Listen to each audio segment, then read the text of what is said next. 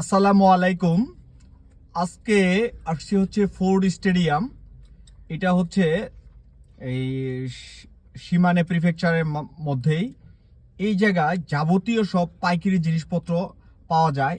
দেখতে পাচ্ছেন যে চতুর্পাশে যে সবাই কার্টুন ভরে ভরে নিয়ে যাচ্ছে, এটারই হচ্ছে তার প্রমাণ।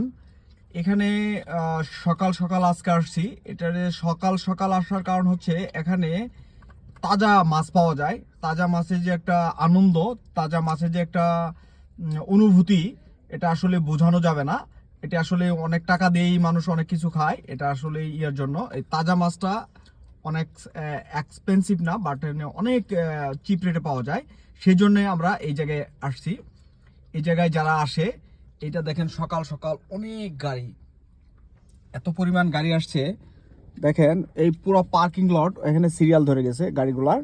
এখানে পুরো পার্কিং লট পুরো ভরে গেছে, কোনো গাড়ি পার্কিং পাচ্ছে না। যারা আসছে এই লাইন ধরে ধরে করতেছে। এই ফুড স্টেডিয়ামটা মূলত এই এই চিপ রেটে বাজারের জন্য সবাই আসে। ভালো থাকবেন সবাই। আল্লাহ হাফেজ। ভিডিওটা লম্বা করলাম না, দীর্ঘায়িত করলাম না। আল্লাহ হাফেজ।